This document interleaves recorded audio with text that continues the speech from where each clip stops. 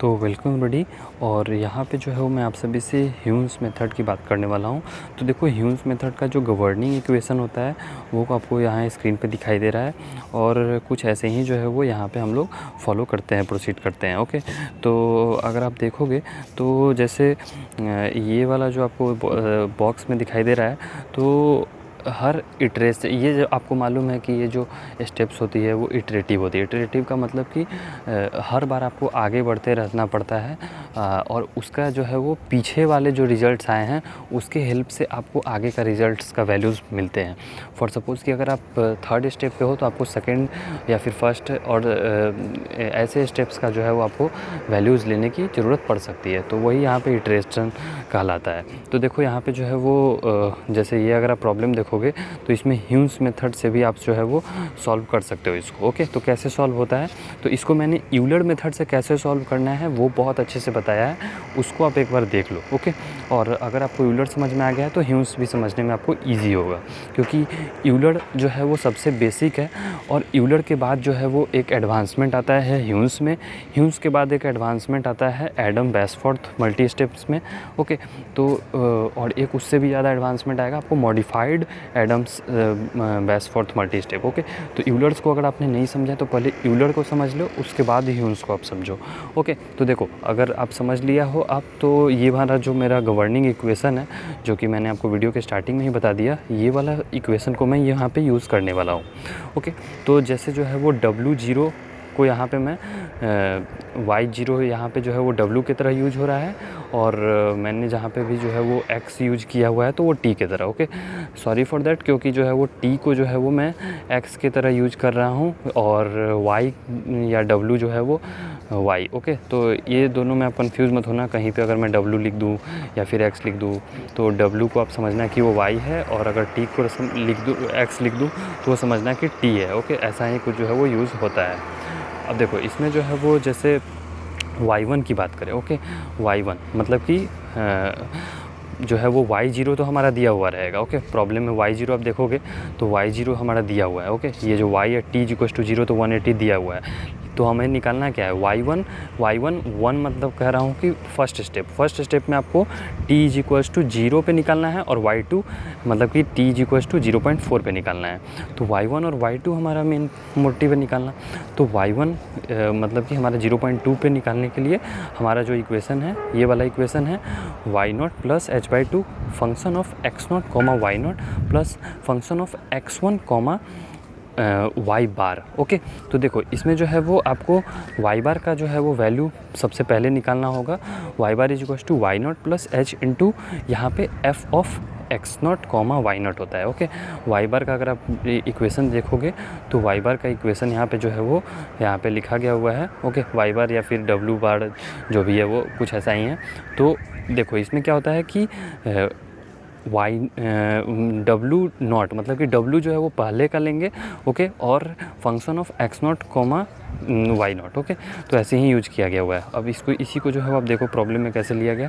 तो पहले जो है वो मैंने यहाँ पे y0 + h of -0.3 into y0। Okay, ये 0.3 इंटू y0 कहाँ से आया, तो ये हमारा प्रॉब्लम में दिया हुआ है। ओके, dy/dt = जो भी आपको dy/dt के RHS में दिया रहेगा वो आपका फंक्शन ऑफ x0, y0 हो जाता है। ओके, तो जस्ट इसमें आपको वैल्यू को पुट कर देना है, और जैसे y0 का वैल्यू 180 दिया गया हुआ था, h क्या होता है, इंटरवल होता है, वो हमारा प्रॉब्लम में दिया हुआ है, और इसमें जो है वो y0 का वैल्यू 180 पुट कर दिया, तो यहाँ पे 169.2 निकल के आ गया।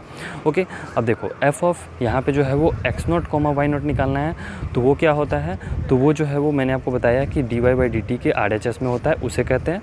तो -0.3 इंटू 180 मैंने ले लिया है। ओके, अब यहाँ पे f of x1, y bar. Okay, तो यहाँ पे जो y बार होगा तो वो 0.3 इंटू वाई के जगह पे जो मैंने ये वाला निकाला है ना 116.9। ओके, 169.2 जो मैंने निकाला है वो यहाँ पे आपको y के जगह पे पुट करना होगा। -0.3 इंटू वाई है ना, dy/dt = -0.3 इंटू वाई, तो -3 इंटू वाई के जगह पे ये वाला y होगा। ओके, जो y बार है, तो वही जो है वो यहाँ पे यूज किया गया हुआ है। और अगर इक्वेशन में कहीं भी x होता, ओके, तो x2 का वैल्यू हम लोग को लेना पड़ता, जो कि पहले स्टेप में हम लोग को नहीं मालूम होता, तो हम लोग उसे जो है वो 0.2 ले लेते। ओके, 0.2 ले लेते, लेकिन यहाँ पे सिर्फ y दिया गया हुआ है। ओके, तो मुझे वैसा प्रॉब्लम नहीं मिला, मुझे ये वाला सिंपल सा एक प्रॉब्लम मिला था, तो मैं इससे आपको समझाने की कोशिश कर रहा हूँ। अगर आप इसी प्रॉब्लम को बहुत अच्छे से समझ के कर लोगे ना, तो आपका जो है वो ह्यूम्स, यूलर, एडम्स जितना सारा कॉन्सेप्ट है वो सारा क्लियर हो जाएगा। ओके, तो फिर जो है वो आपको जो है वो ये जो वैल्यू निकल के आ रही है ना कि f of x0, y0। Okay, तो इसी को जो है जस्ट आपको यहाँ पे ये जो -54 और -50.76 इसमें यहाँ पे वैल्यू पुट कर दो, h/2 और y0 का वैल्यू आपको मालूम है, तो ये आपका जो है वो y एट t=2 का वैल्यू निकल गया, y0 प्लस h/2 इंटू -54 -50.76, तो ये आपका निकल के आ गया। तो सिमिलरली जो है वो ये y एट t=2 पे निकल के आया है 0.2 पे। अब आपको y2 यानी कि एट t=0.4 पे चाहिए, तो y1 plus h/2 f of x1 y1 plus f of x2 y bar.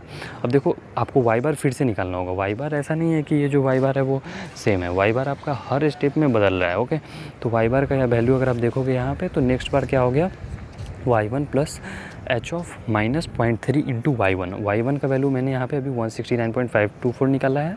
Okay, तो यहाँ पे जो है वो आपको y1 का 169.524 प्लस 0.2 जो कि h का वैल्यू है, और ये हमारा f ऑफ जो है वो x1 y1 या फिर जो है वो t1 y1 है। ओके, तो ये मैंने यहाँ पे निकाल लिया। ओके, लिख दिया। तो यहाँ पे हमारा जो है वो वैल्यू आ रहा है y बार का 159.352। अब आपको जो है वो जो हमारा मेन इक्वेशन आप देखो कि क्या था कि हमें f ऑफ x1 y1 चाहिए, तो f ऑफ x1 y1 कहाँ से आएगा, तो वो इस इक्वेशन से आ रहा है, तो 0.3 इंटू 169.524, और साथ ही में जो है वो f ऑफ x2 y बार है, तो y बार के जगह पे ये जो है वो 159.352 यूज करेंगे, तो ये हमारा ये वाला वैल्यू जो है वो निकल के आ रहा है f of x2 y bar. Okay, 0.3 into 159.352, तो ऐसे हमारा फिर जो है वो y2 निकल गया। तो आपको जो है वो y एट 0.2 भी निकल गया और 0.4 भी निकल गया, और 2 ही स्टेप्स के लिए पूछा गया था क्वेश्चन में।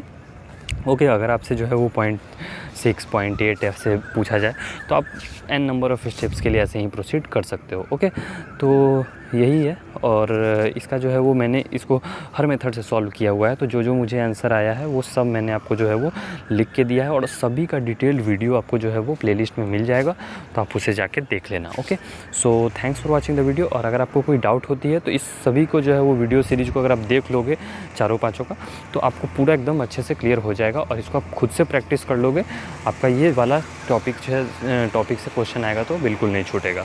So thanks for watching the video and good luck.